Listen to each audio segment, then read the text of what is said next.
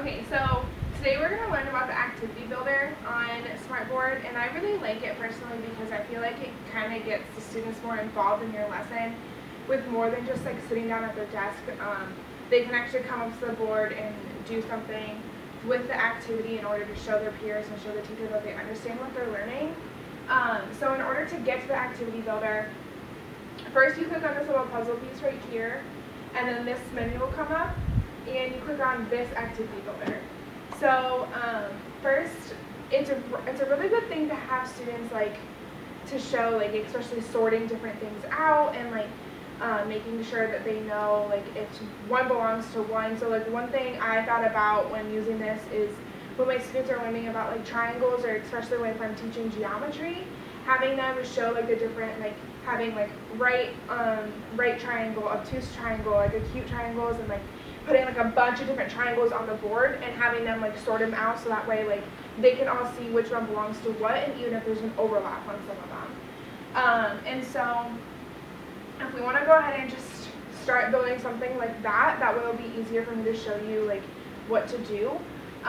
So what I did when I did it was I first came up here to the little shapes tool, and I'm going to click on a square and start building a square. And then inside of this square, I'm just going to name it right triangle. It's easier when we do it here.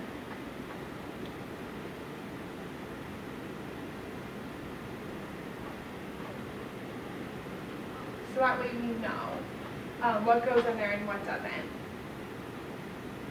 And then we can go ahead and build the triangle. So if I want a triangle, I'll click on that and make a triangle. So I'm going to say, for this example, I'm going to say that I'm done. I made my activity, and I want students to know that this triangle is not a right triangle. So I'm going to go ahead and click on the identify.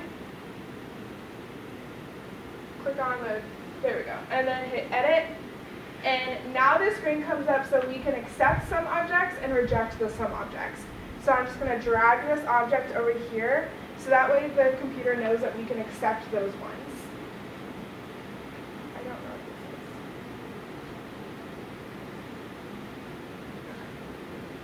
what this is. And then if I want to go ahead and make another object, so that way we can reject it, just make a little square, and then come over here and reject that one. So that way when we're done to actually do it, you hit settings and hit done, so that way people can start playing around with it. So that way if we drag this one over here,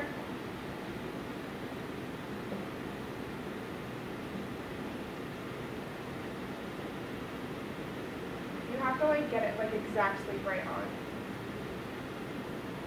the area. I was messing around with it earlier.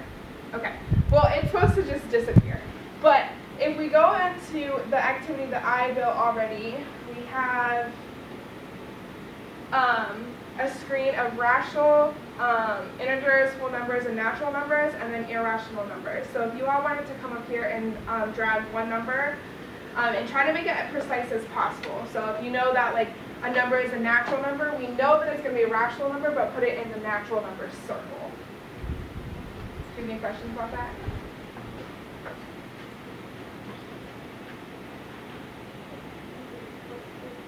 It's supposed to disappear, but it did it to me earlier.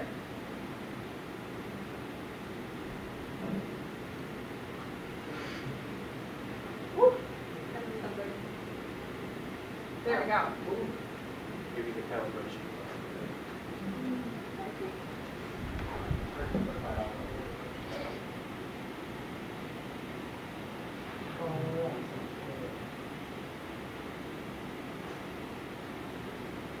Oh, speed. There we go. You have to kind of mess around with it so that way you know. You're so confident about that. Can you do something to get it wrong? Yeah, so go ahead and try to get it wrong. I think you have to like put it on the side of it. See?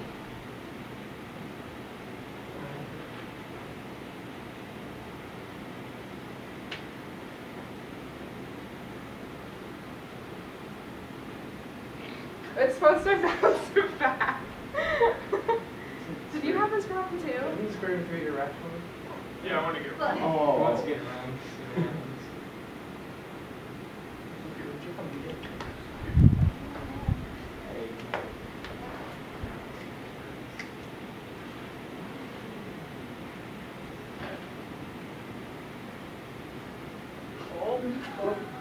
What's that?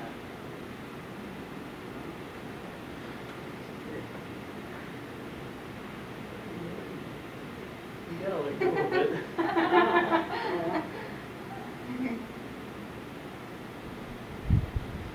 Okay, well, it's gonna disappear or bounce back depending on what circle it's in.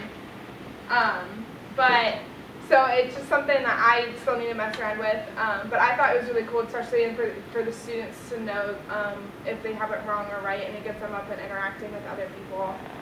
So I really liked it that way. Do you have any questions?